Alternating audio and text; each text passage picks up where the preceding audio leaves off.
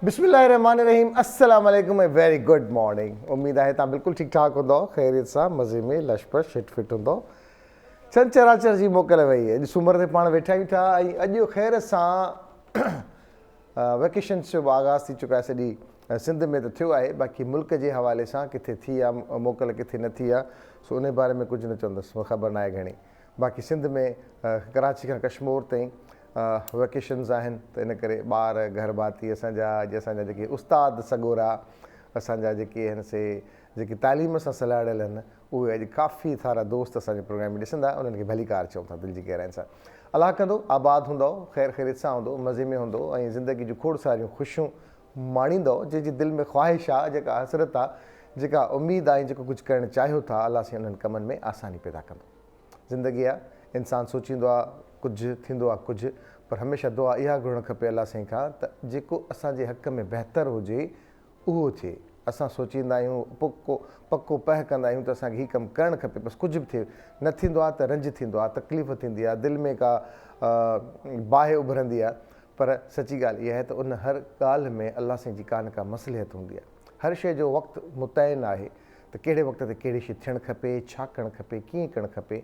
उहो मुंहिंजो रब जेको रहमान आहे, रहीम आहे, बाझारो आहे, बाझ करण वारो आहे, उनखे वधीक ख़बर आहे। त इन करे असां हमेशह दुआ में इहो घुरूं त अलाह साईं उहो कमु कर जेको असांजे हक़ में बहितर हुजे। बज़ाहिर त असांखे उन में कामयाबी नज़र ईंदी हुजे, असांखे सुखु नज़र ईंदो हुजे, फ़ाइदो नज़र ईंदो हुजे, पर असल हक़ीक़त में उहो असांजे लाइ हाञेकार हुजे त बहितर आहे उहो कमु न थिए।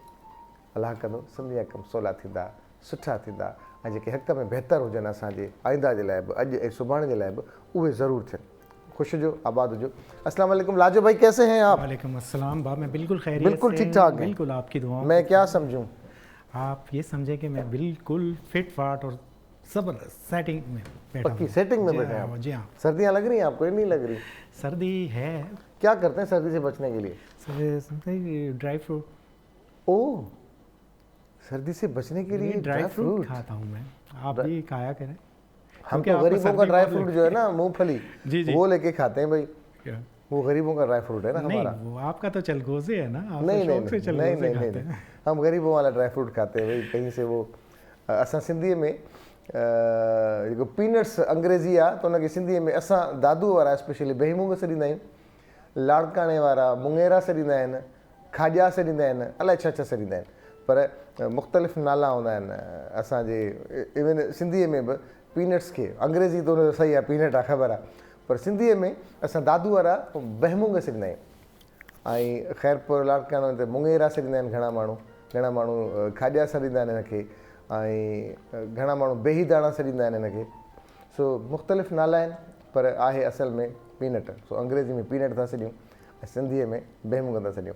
सो बहरहाल इहे असांजे ग़रीबनि जो ड्राई फ्रूट आहे। हे खाईंदा आहिनि बादाम, पिस्ता, अखरोट, काजू ऐं नेज़ा, है ना? नेज़ा चलगोज़ा यानी। जी जी जी, सिंधी में तो नेज़ा आप के। सर्दियों से बचने के लिए ड्राई फ्रूट खाते हैं? जी हाँ, बिल्कुल ड्राई फ्रूट, लेकिन थोड़ा सा खाता हूँ। अच्छा जी, ज़्यादा भी नहीं खाना चाहिए। अच्छा। तो उससे दूध गर्म करके पी लिया करें, ये सबसे बेहतर है।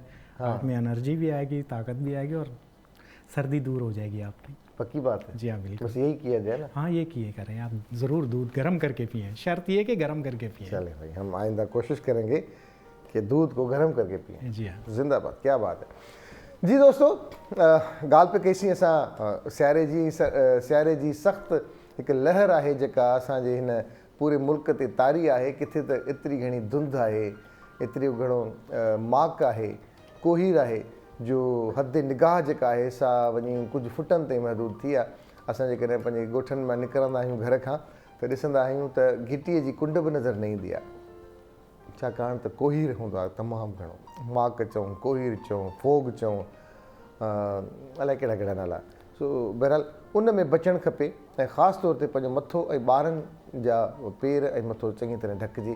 बीमारियूं आहिनि ऐं हिन में जॾहिं असांखे जॾहिं झटको अची वेंदो आहे त पोइ ख़बर पवंदी आहे त असां का ग़लती थी। ॾाढा एक्साइटेड थी वेंदा आहियूं बाज़ औक़ात, असां ॾाढा चवंदा आहियूं का ॻाल्हि ई कान्हे का, पर हिन थधि में बचणु खपे। थधि तमामु एतिरी इन जी लहर तेज़ हूंदी आहे जो असां अक्सर ऊन्हारे में सॾींदा आहियूं, चवंदा आहियूं त शायदि ॾींहुं लॻो आहे। पर मां हिकिड़ी ॻाल्हि कयां दोस्तनि में, मुंहिंजो हिकिड़ो दोस्त चाइना वियो जहाज़ मां जॾहिं कॾहिं कॾहिं जहाज़ में जेका ब्रिज लॻंदी आहे, जेकी जेटी ब्रिज चवंदा आहिनि, उहा लॻंदी आहे, त माण्हू जहाज़ में ई उहो फिक्स थींदो आहे, उतां माण्हू एयरपोर्ट में हली वेंदा। कॾहिं कॾहिं जहाज़ में वरी उहो ॾाकण हणंदा आहिनि, उतां लही करे वरी बस में वेही करे वरी हुन माॻ ते पहुचबो आहे। डिफरेंट आहे, हींअर ताईं थींदो आहे। त उन चयो त असांखे जेटी लॻणी पर न लॻी, उहा ॾाकण रखियऊं, छाकाणि त थधि हुई। मुंहिंजी जैकेट मथे पई ऐं कढी करे ऐं बांह ते रखी बैग कयो, त हुन चयो त ॿाहिरि सीउ आहे। चई मां ॾिठो त फस्ट क्लास मौसम लॻी पई आहे, ज़बरदस्त उस लॻी पई आहे, कहिड़ी थधि। बसि मां मथां लही जहाज़ मां ऐं बस में वेही करे अंदरि हली वेंदुसि एयरपोर्ट जे अंदरि। रनवे ते बस बीहंदी आहे। चई सजाद, मूं सम्झो त नॉर्मल थधि हूंदी, उन ॾाकण खां बस ताईं जेको मूंखे सटिजी वियसि, मां 1.5-2 महीना चाइना में हॉस्पिटलाइज़ हुअसि। मूंखे नमूनिया थी वियो उन हिकिड़े झटके में। खोड़ दोस्त असांजा जेके कैनेडा में रहनि था, उहे चवंदा आहिनि त असां शुरू में जॾहिं कैनेडा में आयासीं त असां थधि खे इंजॉय करण जे हवाले सां, या सम्झोसीं का ॻाल्हि ई कान्हे का, ऐं कंहिं दोस्तनि सां नायग्रा फॉल्स ते वियासीं, घणनि सां काॾे वियासीं, अचानक जेका सट जी वियासीं त किथे असांजी बैकबोन में, नेक में अहिड़ा असर पवंदा आहिनि थधि जा जो माण्हू पैरालाइज़ थी वञे थो। उते त खणी इलाज बि आहिनि, हुनखे ख़बर बि आहे त उते हिन अहिड़नि माण्हुनि जो कीअं इलाजु कजे, छा कजे। असां वटि सिस्टम ज़बरदस्त आहे, सम्झी त विया हूंदव। त पंहिंजे सिस्टम जे आधार ते, उन ते भरोसो रखंदे अहिड़ी का बि हरकत न करणु खपे जो खामखा थधि लॻे, अधरंग थिए, या राति जो देरि सवेर माण्हू, खोड़ माण्हू अहिड़ा हूंदा आहिनि जेके थधे पाणी सां वज़ू कंदा आहिनि। मुंहिंजो बाबा बि ईअं कंदो हुयो, थधे पाणी सां वज़ू, पोइ असां झलींदा हुआसीं, पर अलाह से बाज कई, न त थधे पाणी सां वज़ू करणु या वॉशरूम परे वञणु या ओवर एक्साइटेड थियणु, का ॻाल्हि ई न आहियां, बसि वञी वॉशरूम मां जल्दी थी ईंदसि, ऐं पोइ ईअं इहो जेको सी आहे, इहो ॾाढो ॾुखियो आहे, ॾाढो ॾुखियो पवंदो आहे। इन करे थोरो एहतियात तमामु ज़रूरी आहे। जी दोस्तो, असां अचूं पंहिंजे मक़सद जी ॻाल्हि ते, ऐं मक़सद जी ॻाल्हि इहा आहे त असांजा नौजवान, वेकेशन आहे, काफ़ी असांजा वालदीन जे असांजो हीउ प्रोग्राम ॾिसंदा हूंदा, त उन्हनि खे असांजो फ़र्ज़ु थिए थो त थोरी घणी गाइडलाइन ॾियूं। कुझु फर्म्स अहिड़ियूं आहिनि दोस्तनि जूं, सिंधी जेके दोस्त अमेरिका में रहनि था, कैनेडा में रहनि था, उहे अॼुकल्ह आयल आहिनि, सीज़न आहे उन्हनि जी अचण जी, त उन्हनि मुख़्तलिफ़ प्रोग्राम्स कया आहिनि ऐं स्कॉलरशिप्स जा ऐलान कया अथनि, ऐं हिते जेके शागिर्द हिते मैट्रिकुलेशन जी कई आहे, या जेके इंटरमीडिएट जी कई आहे, ओ लेवल्स कई आहे, ए लेवल्स में जेके आहिनि, उन्हनि जे लाइ हिकिड़ी गुड न्यूज़ इहा आहे त अगरि उहे चाहिनि त वेस्ट में स्कॉलरशिप्स वठणु चाहिनि त उहे बि राब्तो करे सघनि था। नंबर 2, जेके दोस्त, जेके वालदेन, जेके शागिर्द इंटरमीडिएट में उन्हनि जा नंबर्स नॉर्मल आया आहिनि, के मतिलबु एतिरी का एक्साइटमेंट कान्हे का उन्हनि वटि, जेके चाहिनि था त असां एडमिशन्स वठूं कंहिं सुठनि हंधनि ते, ऐं उनजी जेकॾहिं मेडिकल ऐं इंजीनियरिंग यूनिवर्सिटी में एडमिशन नथी थिए त उहे ॿाहिरि कीअं अप्लाई कनि, कीअं उहा दाख़िला हासिलु कनि, केतिरो ख़र्चु थींदो, ऐं उन खां पोइ उहो पे बैक कीअं ख़र्चु थींदो। शुरूआती थोरी उनखे सपोर्ट जी ज़रूरत हूंदी आहे। उन खां पोइ उहे शागिर्द पंहिंजो पाण पंहिंजो न सिर्फ़ु ख़र्चु कढंदा आहिनि उतां जो, बल्कि थोरी घणी मदद बि कंदा आहिनि पंहिंजे घर भातियुनि जी। केॾो ज़बरदस्तु आहे। इन जे मुतालिक़ असां तव्हांखे डिटेल में ॿुधाईंदासीं। प्रोग्राम ॾिसणु न विसारिजो, चैनल चेंज न कजो। हिन नंढी ब्रेक खां पोइ असां तव्हांखे ॿुधाईंदासीं त पंहिंजे ॿार जी एडमिशन कहिड़े तरीक़े सां कराइजे, कहिड़ियूं कहिड़ियूं यूनिवर्सिटीज़ छा ऑफर कनि थियूं, कहिड़ो तरीक़ेकार आहे जेको सवलो आहे, जेके असां तमामु ॾुखियो सम्झी वेठा आहियूं। त ॿाहिरि ॿार त शायदि वॾा माण्हू ई पढ़ाईंदा आहिनि, असांजी ख़बर न आहे। अॼु जेके असांजा घर भाती असांखे हीउ ॾिसनि था हिन प्रोग्राम खे, ऐं उहे थोरा घणा, नंढो हिकिड़ो लफ़्ज़ ॻाल्हायां, चिंतित आहिनि, मतिलबु परेशान आहिनि। परेशानी में त ॿारनि खे कीअं एडमिशन वठी ॾिजे ॿाहिरि अमेरिका में या कैनेडा में या ॿियनि शहरनि में, या कहिड़ियूं कहिड़ा स्कॉलरशिप्स आहिनि जापान में, चाइना में, यूरोप में कीअं वञी सघनि था, त उहे ॾाढा आसान तरीक़ा आहिनि। असां सिर्फ़ु असांजो ख़्यालु आहे त उते ॾाढी ॾुखी एडमिशन आहे, ॾाढा ॾुखियो कमु आहे, वॾा पैसा ख़र्चु थींदा, अहिड़ी क़िस्म जी का बि ॻाल्हि न आहे। शुरूआती थोरी घणी सपोर्ट खपंदी, देन ॿार पाण वञनि था, होशियारु थियनि था, न सिर्फ़ु पंहिंजी तालीम मुकमल कनि था, बल्कि उतां जी परमानेंट रेजिडेंसी बि हासिलु कनि था ऐं पे बैक कनि था।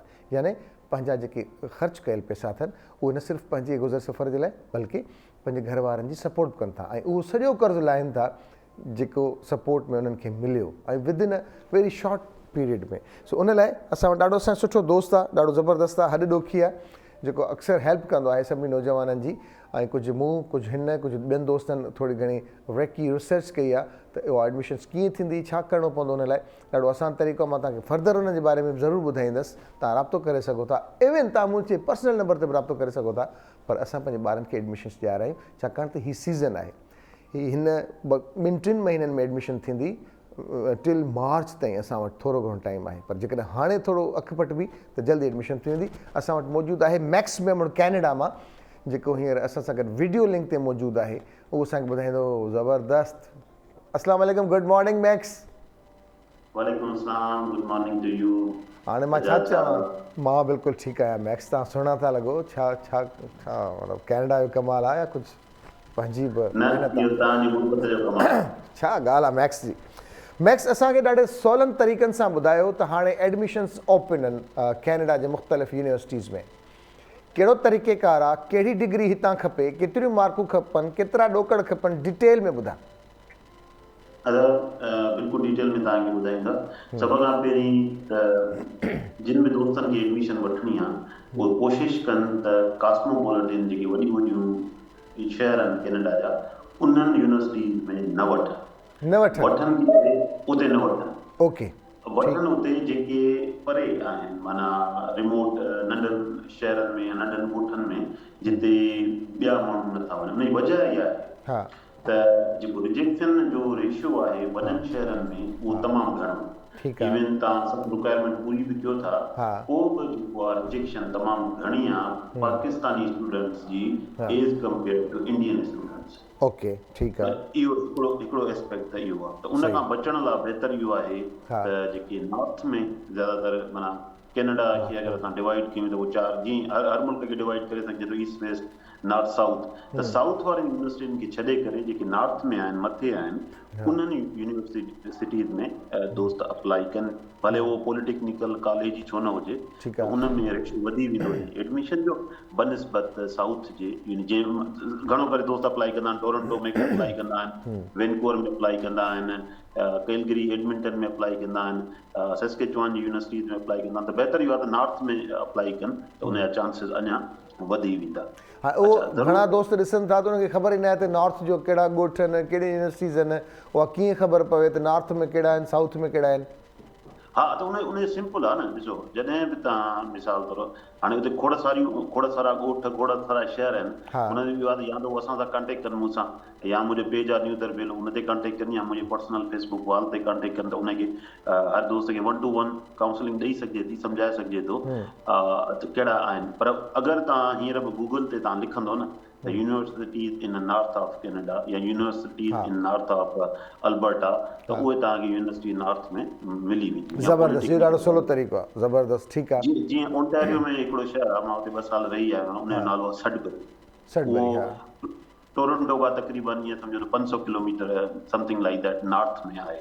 सडबरीअ में तमामु घणियूं एडमिशन्स थियनि थियूं। उते ऑफकोर्स नंढी यूनिवर्सिटी ऐं नंढा कॉलेज आहिनि, पर असुल छा आहे त हिन मुल्क में पुॼणु तमामु ज़रूरी हूंदो आहे। तव्हां हिकु दफ़ो पुॼी वञो ऐं तालीम तक़रीबन सभिनि हंधनि साॻी हूंदी आहे। सभई यूनिवर्सिटी ईअं कोन्हे पाण ते डिपेंड कंदो आहे केतिरो ॿार होशियारु आहे पढ़ण जे लाइ आहे, पर ॿाहिरि जॾहिं वेंदो आहे त यकीनन थोरो वधीक कॉन्शियस हूंदा त मूंखे पढ़णु खपे ऐं मूंखे महिनत करणु खपे। ठीकु आहे, ठीकु आहे। उन लाइ ज़रूरी कहिड़ी शइ आहे त 2 जेके आहिनि प्रोग्राम आहिनि कैनेडा वटि।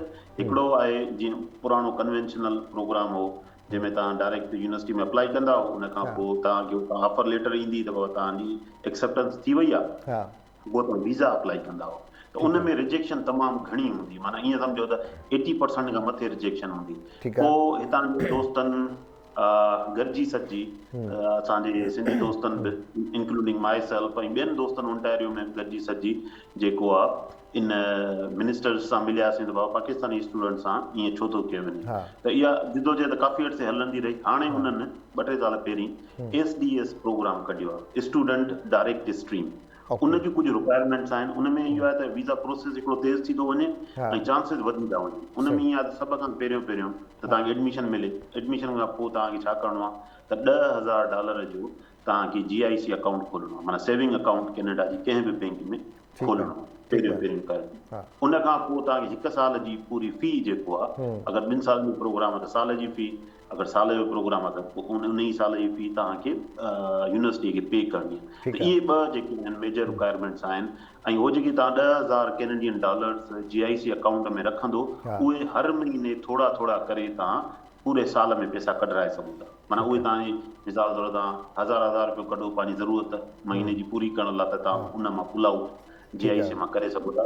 पर 10,000 हिकदमि तव्हां नथा कढाए सघो, हर हिकु महीने जे हिसाब सां तव्हां उन मां पैसा कढाए। माना उहे तव्हांजा पैसा आहिनि, उहो कंहिं नंढा बाउंड नथी करे पई। उहा सिर्फ़ु एश्योरेंस यादि करे त बाबा हे माण्हू अचनि था त हे पढ़ंदा ऐं हिते हूंदा, ईअं न त पोइ ॿिए धंधे सां लॻी वेंदा। जीअं शुरू में कंदा हुआ माण्हू त बाबा यूनिवर्सिटी में एडमिशन वरिती, पोइ वरी यूनिवर्सिटी खां पैसा उन्हनि वापसि वठी छॾिया, बाबा असां नथा पढ़ूं, वञी पोइ या रिफ्यूजी अप्लाई कनि या ॿियो कुझु कनि ऐं उन्हनि धंधनि में। हाणे हिते हिकिड़ो मिंट स्टॉप, हिकिड़ो मिंट हिते स्टॉप कर। त मां हिकिड़ी ॻाल्हि पंहिंजे घर भातियुनि खे ॿुधाईंदो हलां त ख़ुदा जे वास्ते नई कार बुक कराइण खां बहितर आहे त पंहिंजे ॿार खे उहे पैसा ॾिजनि।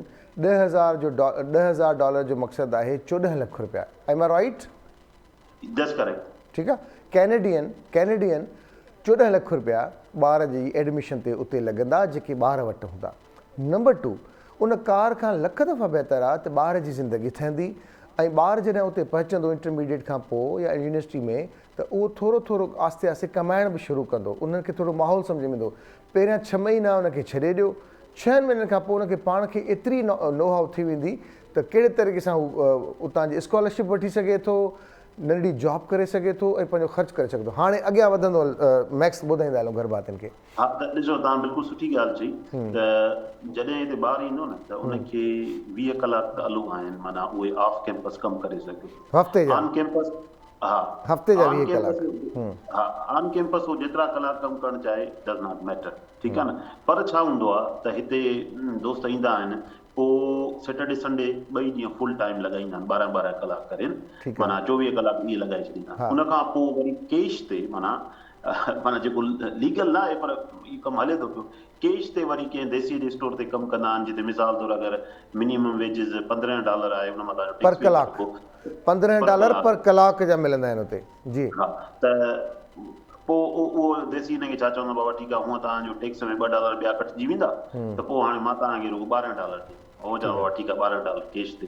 वरी दोस्त उते यूनिवर्सिटी खां पोइ 4-5 कलाक उते बि लॻाईंदा आहिनि, त पोइ तक़रीबन जेको आहे $1,000-1,200 रुपया पोइ महीने जा कढी वेंदा आहिनि। $1,200 माना लॻभॻि 1,40,000 पाकिस्तान। उहो आराम सां कढी वेंदा आहिनि। उनखां पोइ समर में क्लासिस ज़्यादातर हलंदी न आहे, माना उन सेमेस्टर जी फी त तव्हांखे ॾियणी पवंदी आहे, पर ज़्यादातर क्लासिस न हलंदा आहिनि। पोइ उहे 4 महीना तक़रीबन दोस्त ॾींहं राति कमाईंदा आहिनि, माना ॾींहं राति महिनत कंदा आहिनि, पैसा कमाईंदा आहिनि। उन मां अॻिले साल जी पूरी फी बि कढी वेंदा आहिनि ऐं अॻिले साल जो तक़रीबन ख़र्चो बि कढी वेंदा आहिनि, माना वठि लॻी पई। तव्हांखे जीअं तव्हां ॿुधायो त बाबा हिते पहुचो ऐं पाण माना 6 महीना छॾे ॾियो, पर मां त तव्हां 6 महीना बि न छॾे ॾियो, पहिरें ई महीने खां उहो जेको आहे न कमाइण शुरू थी वेंदा। सही, बिल्कुलु ईअं आहे। अच्छा, स्कॉलरशिप्स कहिड़ियूं कहिड़ियूं ऑफर्स थींदियूं आहिनि उते मैक्स? ऐं शुरूआती जेके असां ॻाल्हि कईसीं त 14 खां 15 लख रुपया उनजे अकाउंट में पिया हूंदा ऐं उनखां पोइ कुझु फीस जेका आहे सा पहिरियां शुरूआती भरणी पवंदी, उनखां पोइ ॿार मतिलबु फीस में बि मुराद का अहिड़ी का घणी फीस कान्हे का, साल जी फीस हिते ई उन खां वधीक जेके इदारा आहिनि फीस वठनि था, चार्ज कंदा की प्राइवेट इदारा आहिनि, पर हुनजी ज़िंदगी ठही वेंदी। जी, मसइलो रुॻो फीअ जो न आहे। मिसाल तौरु मां त इहो दोस्तनि खे चवंदो आहियां त बाबा तव्हां मास्तरीअ लाइ 25-30 लख रुपया ॾियो था, या पुलिस जी नौकिरीअ लाइ 20-25 लख रुपया ॾियो था। अगरि तव्हां पढ़ाई 1 साल जा 20-25 लख रुपया ॾियो, पर तव्हां ॾिसो रिटर्न में छा थो मिले। हाणे तव्हां रिटर्न में ॾिसो, अगरि तव्हां हितां बैचलर्स या मास्टर्स कयो था या 2 सालनि जो डिप्लोमा प्रोग्राम कयो था, तव्हांखे हितां जी इमिग्रेशन मिले थी, ठीकु आहे न। माना हूअं त तव्हांखे वॾो झंझट करणो पवंदो, पर अगरि तव्हां हितां ग्रेजुएट आहियो, तव्हांखे आराम सां तव्हांखे इमिग्रेशन मिलंदी। इमिग्रेशन जो फ़ाइदो इहो आहे त बाबा तव्हांखे हिते सुठे नमूने सां तव्हां हिते सिटीज़न थी वेंदो। हेल्थ केयर फ्री आहे, तव्हां सुभाणे शादी कंदो, तव्हांजे बच्चनि जी एजुकेशन फ्री आहे। हेल्थ केयर ॾिसो न, वॾे में वॾो अमेरिका में माण्हू रहंदा आहिनि, पर हेल्थ केयर में फथा पिया हूंदा आहिनि, माना हुननि जा कई $1000 रुॻो हेल्थ केयर जो ख़र्चे में आहिनि। हिते तव्हांजो ऑपरेशन थिए, कुझु डॉक्टर ॾे वञो, हर शइ माना फ्री आहे। उनखां पोइ तव्हांखे पासपोर्ट मिलंदो। दुनिया जा सभई तक़रीबन मुल्क ऑलमोस्ट, माना जेके बि वॾा मुल्क आहिनि, उते तव्हां वीज़ा नथा वठी वञी सघो, माना आराम सां तव्हां वञो, तव्हांखे वीज़ा जी ज़रूरत न आहे। सुभाणे तव्हां हितां पढ़ो था, हितां जो हेलो, तव्हांजो आवाज़, तव्हांजी पघार ॿीणी थी वेंदी। न ॾाढी सुठी ॻाल्हि कई मैक्स। वरी हिकिड़ो दफ़ो दिरो कींदुसि, मां थोरो पंहिंजे लफ़्ज़नि में सम्झाइण जी कोशिशि कयां त जेके दोस्त पंहिंजे ॿारनि खे हितां मोकिलीनि था कंहिं यूनिवर्सिटी में एडमिशन वठण जे लाइ, जॾहिं हू साल उते पढ़े थो त साल पढ़ण खां पोइ उते हू अप्लाई कंदो आहे। जेके दोस्त उते मौजूदु आहिनि, जेके हुनखे सम्झाईंदा आहिनि, पाण सम्झी वेंदो आहे, ॾाढो आसानु आहे। अप्लाई कंदो आहे उतां जी PR जे लाइ। PR चवंदा आहिनि परमानेंट रेजिडेंसी जे लाइ। जेका पोइ कुझु वक़्तु जॾहिं उते आस्ते आस्ते रहंदो त उतां जो नेशनल थी वेंदो, ऐं जॾहिं उतां जो नेशनल थी वेंदो त उन में एतिरियूं घणियूं मराहतूं उते मिलनि थियूं। इलाज मुफ़्त में आहिनि, ॿारनि जूं पढ़ाइयूं मुफ़्त में आहिनि, हू आस्ते आस्ते वधीक कमाइणु शुरू कंदो। ऐं तव्हां अंदाज़ो लॻायो त उते घटि में घटि हिकु कलाक जा $15 मिलंदा आहिनि। $1 जी क़ीमत आहे $140, त $15 हिकिड़े कलाक जा मिलंदा आहिनि। ऐं ॾींहं में हू तक़रीबन 10 कलाक कमु करे बि सघे थो, 8 खां 10 कलाक आराम सां, जेको पंहिंजे हिसाब किताब में, त ॾींहं में ई हू पंहिंजा 20-25 हज़ार रुपया आराम सां कमाए सघे थो। ठीकु आहे। जेको हिते पूरो महीनो कमाए थो त ओतिरी पघार कोन थी मिले पूरे महीने में, उते हिकु ॾींहं में पघार मिले थी। त इनखे थोरो असां डिटेल में, छाकाणि त असांखे ख़बर न आहे, इन ख़बर खे आसान तरीक़े सां सम्झाइण जी सिर्फ़ु इन करे कोशिशि कयूं था त थोरो माउ पीउ, वॾा भाउर ऐं जेके शागिर्द पाण चाहिनि था हितां खां ॿाहिरि वञी करे सेटल थियण जे लाइ, पढ़ण जे लाइ, त एॾो ॾुखियो कमु न आहे, आराम सां। ऐं उहे शागिर्द बि जेके गुज़िरियल 2-3 सालनि खां वठी प्री इंजीनियरिंग में, प्री मेडिकल में टेस्ट ॾींदा रहिया पर हुनजी किथे एडमिशन न थी, उहे बि पिणु एडमिशन्स वठी सघनि था। ऐं बनस्बत हितां जी यूनिवर्सिटीज़ जे, उतां जी यूनिवर्सिटी में एडमिशन वठंदा त उनजी ज़िंदगी सफल थी वेंदी आराम सां। जी मैक्स, नेक्स्ट। हाणे उन कंपेरिजन तव्हांखे ॾियां थो, सऊदी अरामको दुनिया जी वॾे में वॾी जेको आहे ILG जेको आहे जेको क्लाइंट कंपनी आहे। जेके दोस्त मुंहिंजी बेज वारा जेके उते कमु कनि था पिया, हींअर बि 8 खां 10 हज़ार $US, पर हिकिड़ो कैनेडियन जेको हितां हुनजी मास्टर्स आहे, उहो साॻी पघार $20,000 खणे थो ऐं हो $10,000 खणंदा। मां तव्हां ॾिसो त 50% मोर सैलरी, साॻियो एक्सपीरियंस, साॻी शइ, रुगो कैनेडियन पासपोर्ट। सिर्फ़ु पासपोर्ट जो फ़र्क़ु आहे, उन वटि पाकिस्तानी पासपोर्ट आहे, उन वटि कैनेडियन पासपोर्ट आहे, सैलरी में 50% इज़ाफ़ो आहे। त इहो बि फ़ाइदो आहे। अच्छा, पुॼण जो तरीक़ो सभु आसानु आहे, त तव्हां वटि सुठा ग्रेड्स हुजनि, माना 70 खां मथे हुजे तव्हांजी परसेंटेज, त एडमिशन त थी वेंदी।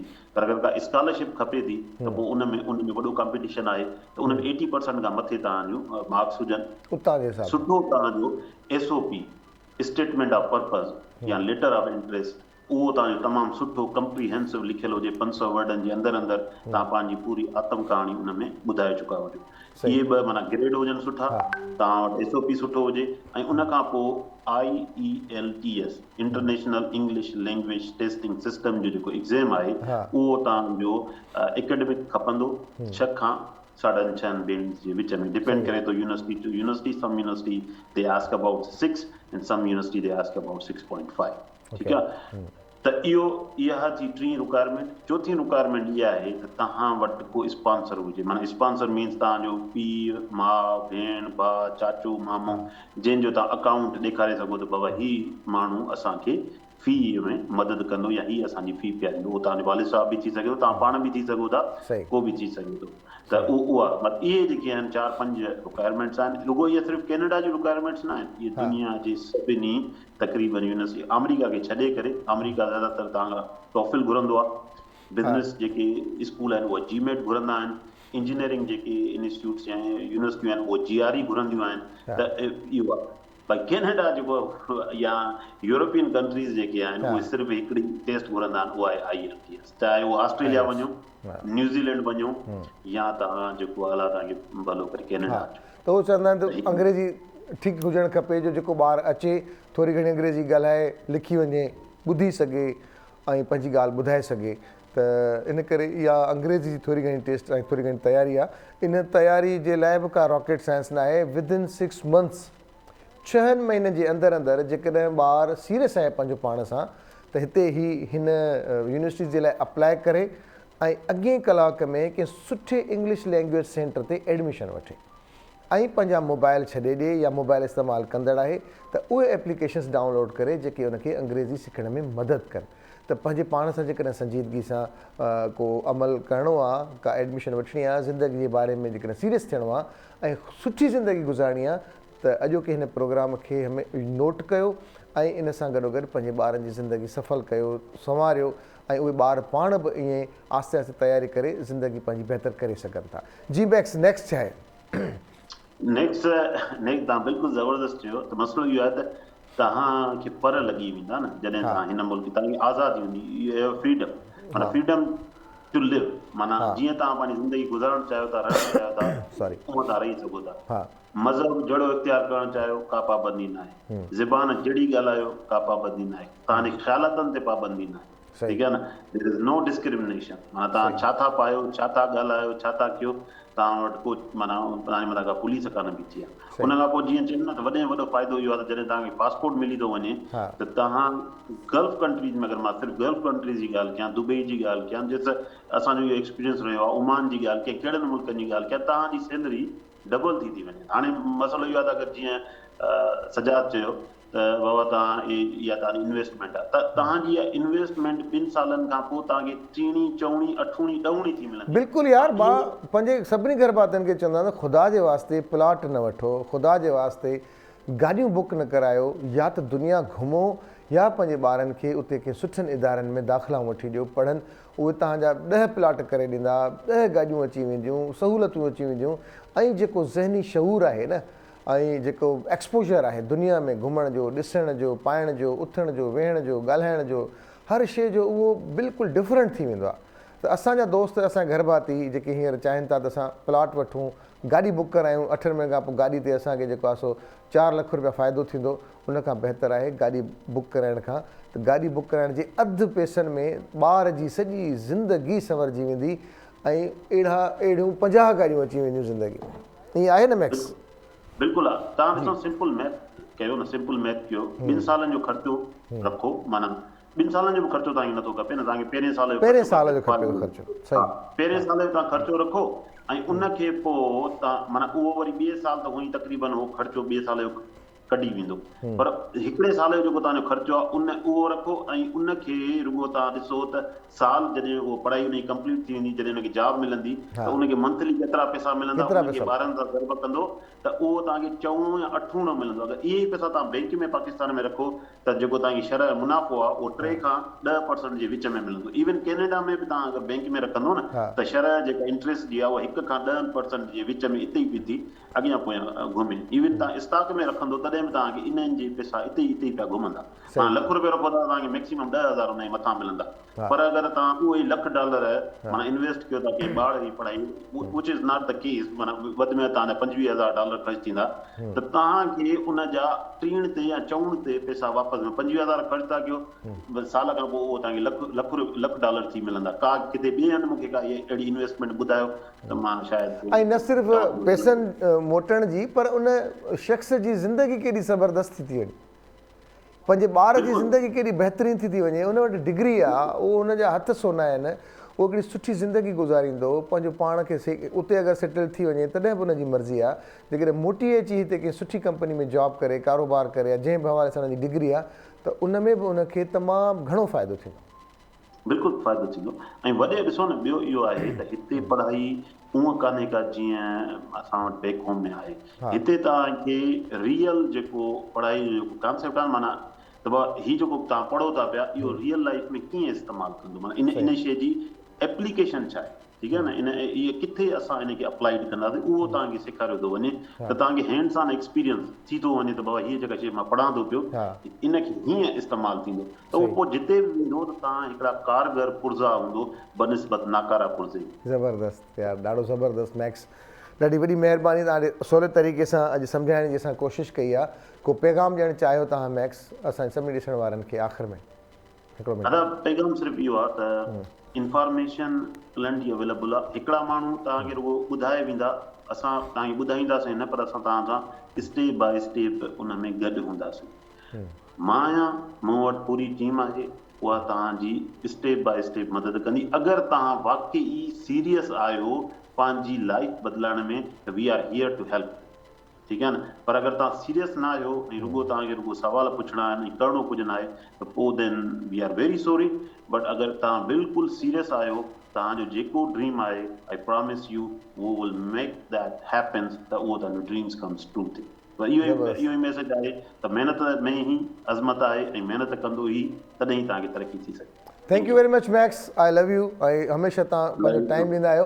तव्हां वटि हींअर राति जा घणा टाइम छा थियो आहे हींअर कैनेडा में? राति जा 10 थिया आहिनि, अञा हेॾी राति राति जा 10 थिया आहिनि। ऐं ॿाहिरि छा टेम्परेचर आहे हींअर? ॿाहिरि अॼु लॻे थोरी देरि पहिरीं त -19 हो। हा, हाणे? ऐं राति सुम्हूं पई त सुबुह -31 हो, पर हाणे -19 आहे, कुझु बहितर हो। ऐं तव्हां हीअ टी शर्ट में अंदरि वेठा आहियो पंहिंजे घर में? हा, इहो चयो त हिकिड़ी ॻाल्हि मां वेंदे वेंदे ज़रूरी आहे चवंदुमि त असां जॾहिं सिंध में रहंदा हुआसीं 20 साल खनि पहिरीं, त हिकिड़ो तानो असांखे ज़रूरु मिलंदो सिंधियुनि खे, त असां सुस्तु आहियूं या असां जेको आहे माना मुसीबतूं नथा सूं, असां घर खां ॿाहिरि नथा निकिरूं। त तव्हां ॾिसो हिते असां -50 में बि रवां दवा आहियूं। जीअं गोरा जेके हितां जा पैदाइशी आहिनि, असां हितां जे पैदाइशी न आहियूं, असांजी खल उहा न आहे। हाणे त खणी एॾे अरसे खां पोइ असां हिन में माना हिरी मिरी आहियूं, त असां सिंधियुनि खे अलाह साईं तमामु घणियूं सलाहियतूं ॾिनियूं आहिनि। असां हर माहौल में पाण खे एडजस्ट करे वेंदा आहियूं। ईअं न आहे, छा हूंदो आहे जो असांखे पहिरीं कॾहिं मुक़ाबले में न विधो हुयो न, पर हाणे जंहिं बि मुक़ाबले में विझो थो वञे। पहिरीं ॾिसो हिकिड़ो पाकिस्तान टीवी हो ऐं उते सिंधियुनि जो सिर्फ़ु हिकिड़ो 30 मिंटनि जो प्रोग्राम हूंदो। न अल्हम्दुलिल्लाह, हाणे जिथे किथे पाण फिट आहियूं, फिट आहियूं। हाणे सिर्फ़ु थोरो इहो तव्हां ॻाल्हि कई त उनखे इन हिसाब में त हाणे तव्हां ॾिसो था त केतिरा टीवी चैनल अथनि। जॾहिं तव्हांखे मुक़ाबले में विधो वियो सिंधियुनि खे, त सिंधियुनि उहो करे ॾेखारियो। तव्हां CSS में ॾिसो, सभ खां वधि में वधि सिंधी जेके नौजवान आहिनि, ख़ासि तौर असांजे ॻोठनि जा, उहे टॉप ते अचनि था। त असां सिंधी कंहिं बि मरहले में पोइते न आहियूं, पर मुसीबत इहा आहे त असांखे कॾहिं कंहिं मुक़ाबले में विधो न आहे, पर जॾहिं असां कंहिं मुक़ाबले में अची था वञूं न, त वी आर टॉपो टॉप। इंशाअल्लाह ताला, वॾी महिरबानी Max, thank you very much again and again.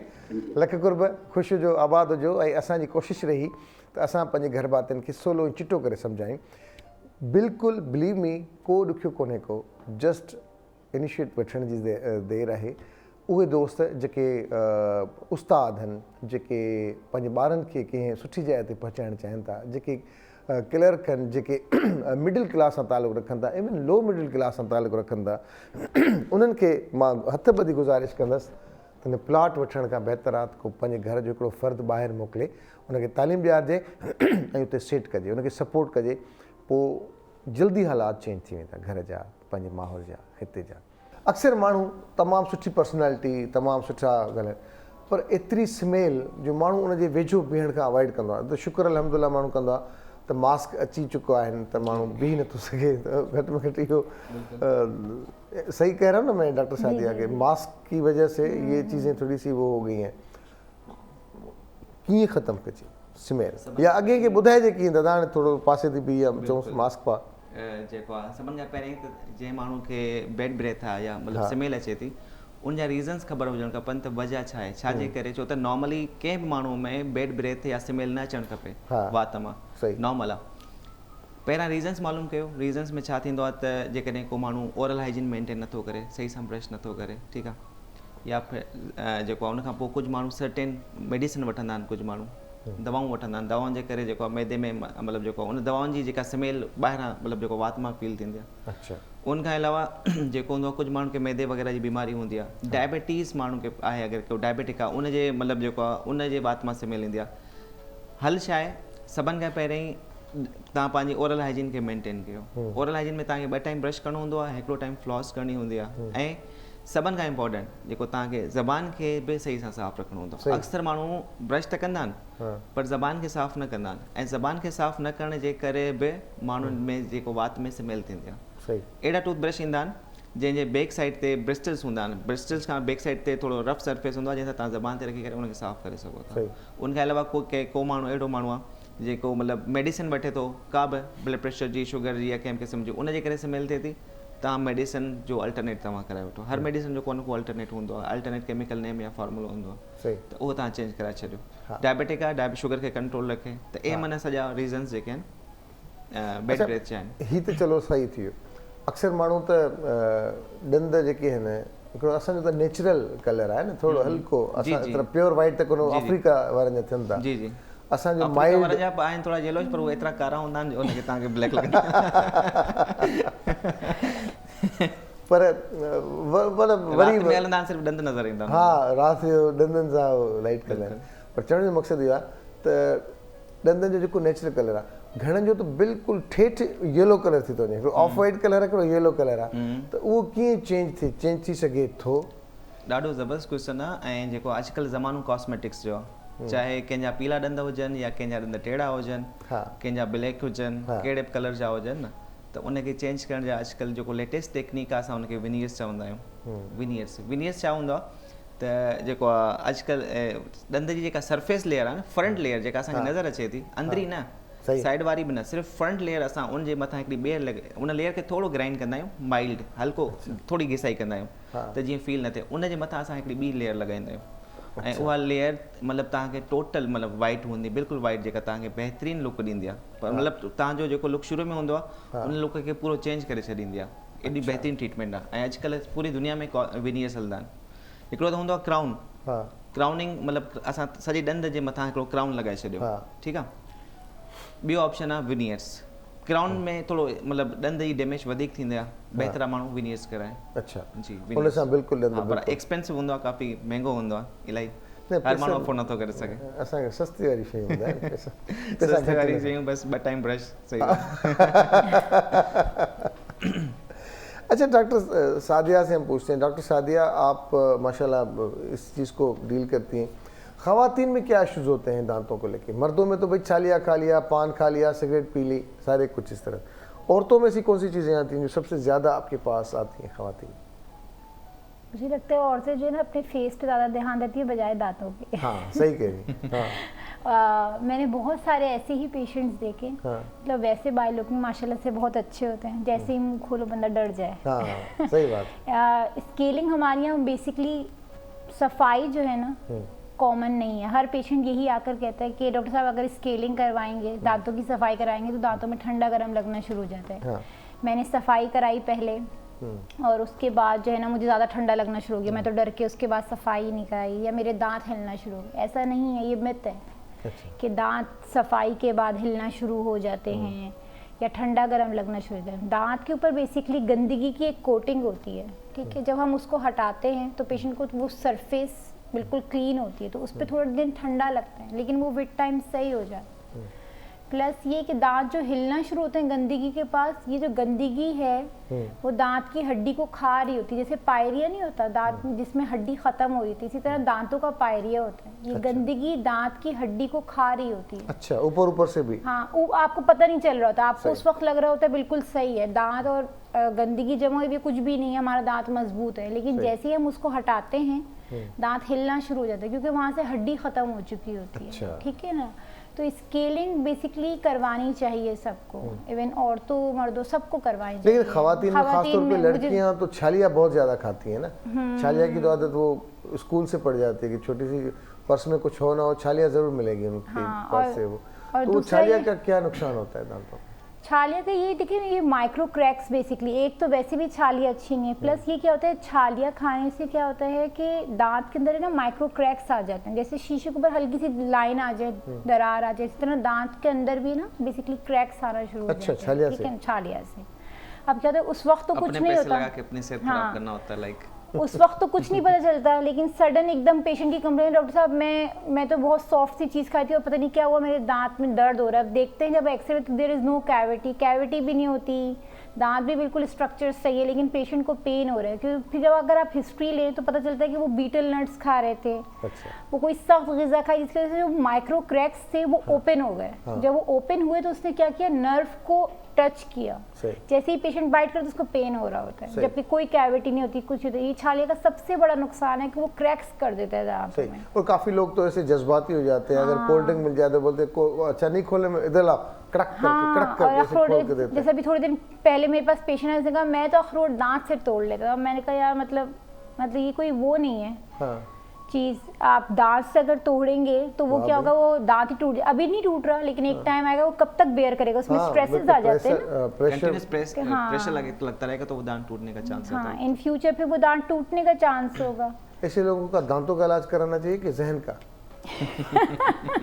दोनों। हाँ ना, मतलब ये कि भाई जो चीज़ जिस चीज़ के लिए है उसी का इस्तेमाल। मैं एक डॉक्टर के पास गया तो उसने मुझे कहा कि अब थोड़ा सा ना हमको हड्डियाँ नहीं खानी, तो मैं कहा डॉक्टर साहब मैं हड्डियाँ खाता भी नहीं।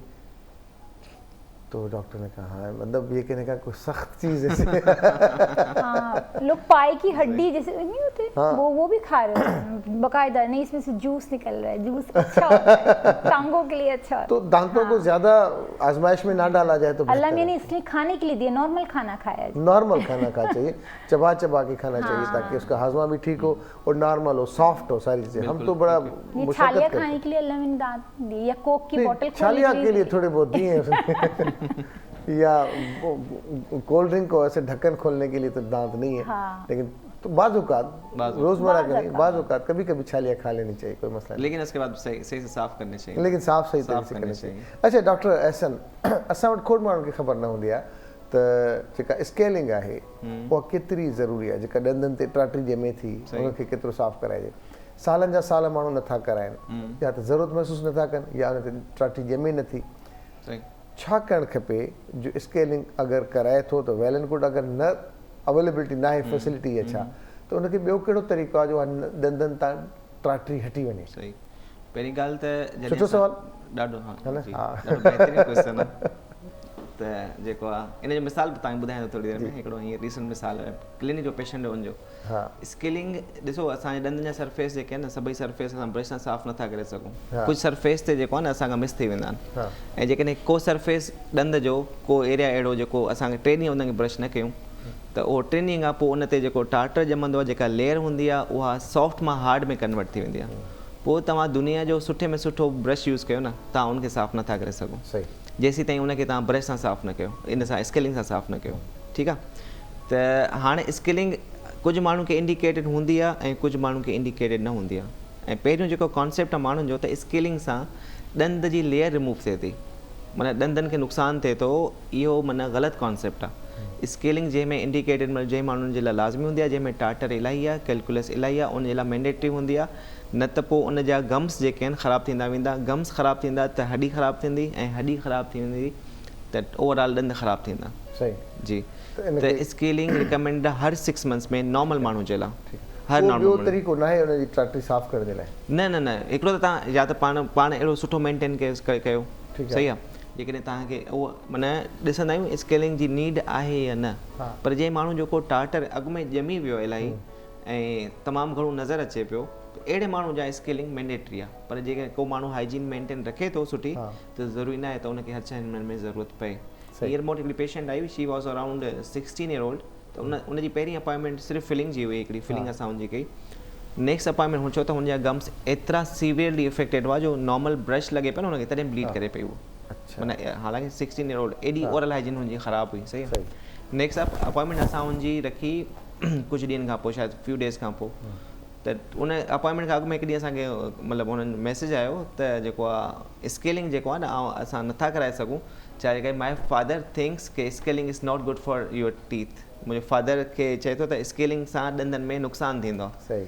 त माना पढ़ियल लिखियल माण्हुनि जा कॉन्सेप्ट इहे हूंदा आहिनि। हाँ, त इहे कॉन्सेप्ट ग़लति आहिनि। स्केलिंग सां ॾंदनि जी लाइफ वधंदी आहे, घटि कोन थींदी आहे। सही सही। डॉक्टर सादिया, ये अक्सर हम ब्रश करते हैं या रात को जब करते हैं तो ब्लड आता है, ये कहाँ से आता है? वैसे तो हम बड़े नॉर्मल से महसूस होते हैं, लेकिन बाज़ लोगों को ब्लड की शिकायत होती है। कॉल ले लेते हैं, फिर उसका जवाब मुझे आप दे दीजिए। अस्सलाम वालेकुम, गुड मॉर्निंग। वालेकुम सलाम भाई, गुड मॉर्निंग में सज्जाद भाई, I love you to you, thank you. हाँ, आई लव यू टू। कहिड़ो हाल आहे बाबर? मां बिल्कुलु ठीकु ठाक। छा चवंदो बाबर? भैया मुंहिंजा 2 सुवाल हुआ। जी तव्हां ॿुधायो। ॿियो सवाल ॿुधायो, पहिरें खे छॾियो। पहिरियों ॿियो ॿुधायो। जी पहिरियां ॿियो नंबर सवाल ॿुधायो। हा, पहिरियों ॿियो नंबर ॿुधायां। हा जी। सर बत्ती हूंदी आहे न, हा वरी उन्हनि जा आसन पासन खां ॿ 3 ॿिया ॾंद निकिरी ईंदा आहिनि ज़िद में। हा, ये वॾा ज़िद्दी रहंदा आहिनि। सही सही ॻाल्हि आहे। हा, कहिड़ा महिल निकिरो था अचनि, जंहिंखे चोर ॾंद बि चवनि था सिंधीअ में। जी। ऐं तमामु पुछड़ा था अचनि। हा ठीकु आहे। हाणे पहिरियों सवाल ॿुधो। हाणे वरी पहिरियों सुवाल इहो आहे हा त इहो जेको कीड़ो लॻे थो न सर, हा हा, त हिकिड़ी खे डैमेज करे छॾियो, हुन असां कढी छॾियोसीं, ठीकु आहे सर। उहा जॻह ख़ाली थी वेंदी। हा हिकिड़ी भित लॻी पई आहे, भित जे विच मां असां सिर कढी छॾींदासीं त खाल यानी कि ख़ाली रहिजी वेंदो, आस पास पूरी भित वेंदी हले। सही। सही। हा पोइ इन सां असां छा इन जॻह ते ॿियो ॿी ॾाट या को ॾंद लॻाए सघूं था या उन ईअं ई हलंदियूं त सही न साईं भित जी भराई थींदी बाक़ाइदे ओसारी हाणे थींदी पहिरियों जेको सवाल मज़ूर ईंदा बाबर जो सवाल इहो आहे त ॾंद में कीड़ो लॻल आहे उन में सुराख थी वियो आहे उते बार बार मानी फासे थी ठीकु आहे उनजो छा थी सघे थो हाणे इन में ॿ ऑप्शन जीअं डॉक्टर सादिया पहिरां ॿुधायो त जेकॾहिं बिल्कुलु इनिशियल स्टेज केविटी जी आहे न तव्हां सिंपल उनजी भराई करे छॾियो त उते मानी वग़ैरह कान फासंदी बिल्कुलु तव्हां नेचुरली वरी तव्हां खाई पी सघो था पर जेकॾहिं डीप थी वई आहे केविटी पोइ तव्हांखे रूट केनाल कराइणी पवंदी ऐं उन ते क्राउन लॻाइणो पवंदो पर अञा वधीक डीप आहे जेकॾहिं तव्हां रूट केनाल बि पॉसिबल न आहे बिल्कुलु ॾंद जो टुकड़ो हिकिड़ो पियो आहे पोइ तव्हांखे उहो कढाइणो पवंदो उन जी जॻह ते तव्हांखे ॿियो ॾंदु लॻाइणो पवंदो उनजा बि ॿ टे सुठा सुठा ऑप्शन्स आहिनि अॼुकल्ह जीअं तव्हां इम्प्लांट लॻाए सघो था इम्प्लांट लॻाए सघो था इन खां अलावा ब्रिज कराए सघो था इहे ॿई ऑप्शन जेके न फिक्स ॾंदनि जा आहिनि पोइ वरी हिकिड़ो ॿटीह जेका लॻंदी आहे अहिड़ा ॾंद ईंदा आहिनि उहो वरी रिमूवेबल हूंदा अच्छा जी जी काफ़ी ऑप्शन्स हूंदा आहिनि अॼुकल्ह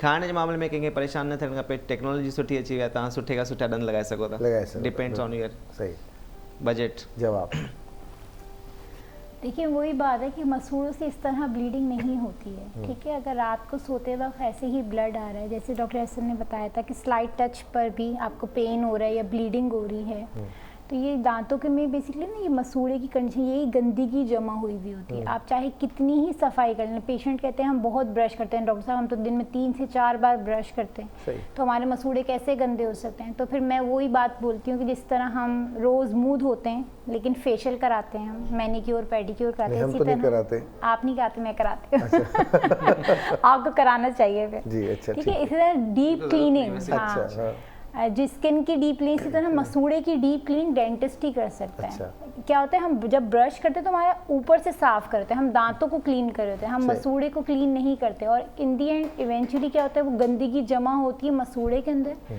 और फिर क्या होता है ज़रा सा स्लाइट टच भी करो और पेशेंट कहते हैं डॉक्टर साहब हम सोते हैं सुबह उठते तो मुंह में इतना सारा खून होता है वो इसी वजह से होता है क्योंकि मसूड़े बहुत वीक होते हैं इवन हल्का सा ब्रश भी करेंगे ब्लीड करने लगेगा अगर आप दांतों की डीप क्लीनिंग कहते हैं उसे ठीक है अगर आप डीप क्लीनिंग करवाएं एक होती है सुपरफिशियल क्लीनिंग एक होती है डीप क्लीनिंग सुपरफिशियल क्लीनिंग उनकी हो रही होती है जैसे कि जो जैसे मैं हूँ हर 6 मंथ बाद रेगुलर हूँ आप रोज़ मतलब प्रॉपर क्लीनिंग है मेरी और अगर किसी पेशेंट के ओरल हाइजीन बहुत ख़राब है बोन बहुत ज़्यादा लॉस है गम्स बहुत ज़्यादा स्वेलन है तो उनकी डीप क्लीनिंग होती है अगर आप डीप क्लीनिंग कराएं over a period of time ये आपकी बीमारी सही हो जाएगी और ब्लीडिंग की वजह भी पता होनी चाहिए मैं ऐड कर रहा हूँ कि मतलब जो है विटामिन कुछ लोगों के तो विटामिन सी वगैरह की डेफिशिएंसी होती है ठीक है तो उसकी जिसको स्कर्वी कहते हैं ठीक है उसकी वजह से भी ब्लीडिंग गम्स होता है ठीक है कुछ लोगों को खुदा ना खासा कोई ब्लीडिंग डिसऑर्डर होता है हीमोफीलिया वगैरह तो उसकी वजह से भी ब्लीडिंग गम्स होते हैं तो इस तरह हमें डायग्नोस करना बहुत ज़रूरी है ब्लीडिंग गम्स कम समटाइम्स हमें लगता है कि बहुत सिंपल सी चीज़ है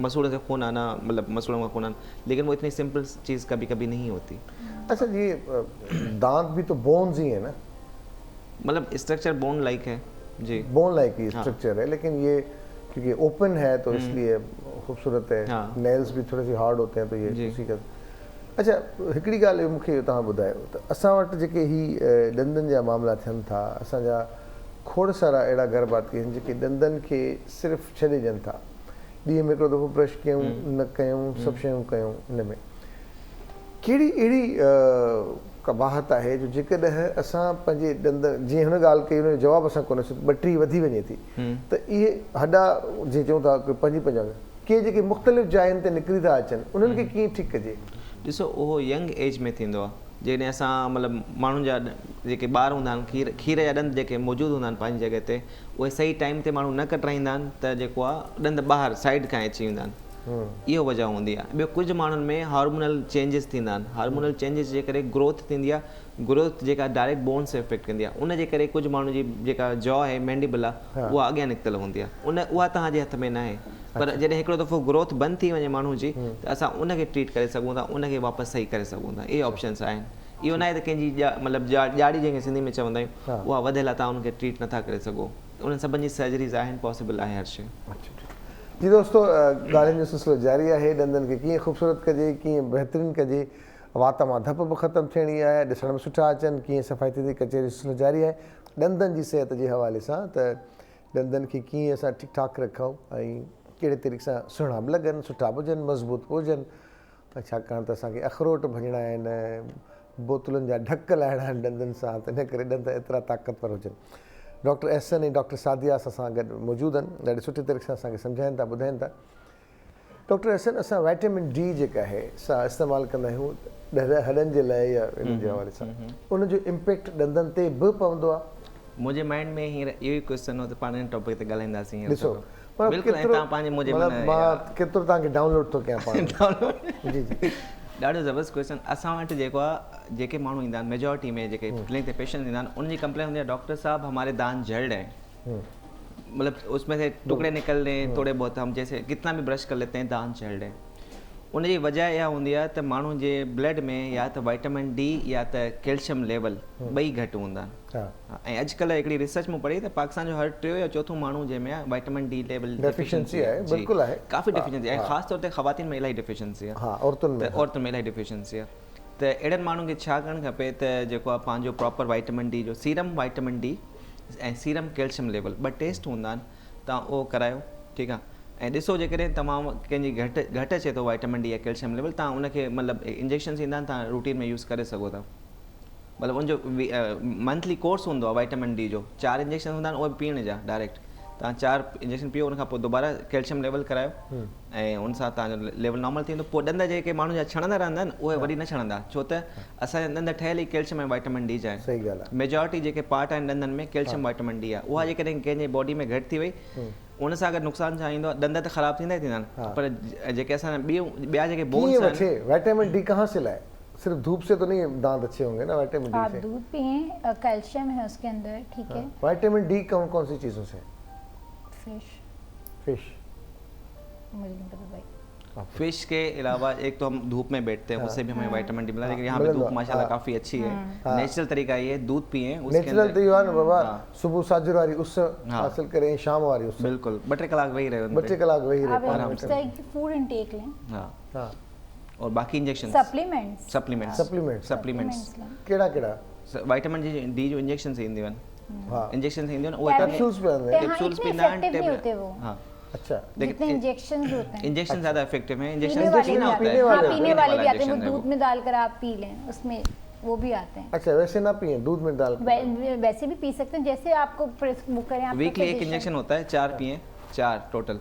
उसके बाद दोबारा विटामिन डी का टेस्ट करवाएं, काफ़ी देखें कितना इम्प्रूव हुआ है। अगर इम्प्रूव हो गया है तो ठीक है, आप डिसकंटिन्यू कर दें, अगर नहीं हो तो आप दोबारा भी यूज़ कर सकते हैं, इतना सेफ है ये। अच्छा, हाँ, और लेकिन अगर विटामिन पीते रहे नहीं ऐसे तो फिर जो है, अच्छा, हाँ, ऐसे ज़्यादा भी नहीं होना चाहिए, ज़्यादा भी नहीं होना चाहिए, आपको एक लेवल 15 दिन में एक तो पी ले यार, ऐसे नहीं पीना चाहिए ना, ऐसे नहीं पीना चाहिए। जब तक आप किसी घर में पड़ी है चने खामखा खराब हो जाएगी, कड़क करके नहीं, ऐसे नहीं, कोई भी सेल्फ मेडिकेशन तो करनी नहीं है ना। अच्छा, हाँ, मतलब होना चाहिए, प्रॉपर डायग्नोस होना चाहिए, डायग्नोस होनी चाहिए। Self medication is never advice, Kabhi advice ही नहीं। पान असा पेन किलर जो हम बात कर रहे थे, आइडियली तो किसी को पेन किलर भी नहीं लेना चाहिए, पाण न खाइण खपे, जेसीं ताईं डॉक्टर न प्रिस्क्राइब करे। छो त तव्हां ॿाहिरि बि था ॾिसंदव, ॿाहिरि जे वर्ल्ड में माण्हू ईअं माना तव्हांखे बेसिक अगरि कंहिं स्टोर ते ईंदो तव्हांखे पेनाडोल खां अलावा कुझु न मिलंदो, ठीकु आहे, तव्हांखे उन खां थोरी हेवी पेन किलर बि न ॾींदा आहिनि किथे, त बहितर आहे पहिरियां डायग्नोस करायो। छो त तव्हांखे ख़बर न आहे तव्हांखे को रीनल इशू आहे, ख़ुदा न ख़ास्ता कंहिं माण्हू खे किडनी जो इशू आहे, तव्हां पेन किलर वठी छॾियो ऐं थोरो हाई डोज में वठी छॾियो, किडनी फेल। सही, ठीक है। अच्छा, डॉक्टर सादिया के उससे सवाल है, डॉक्टर सादिया, लड़कियों की जब शादी होने वाली होती है तो उनको फिर ख्याल आता है कि दांतों का इलाज कराया जाए, मेरे 4 दांत इधर जा रहे हैं, 4 दांत मोहल्ले वालों को देख रहे हैं, 4 दांत में वैसे, तो जल्दी सीधा कर दे क्योंकि मेरी 2 महीने के बाद शादी है।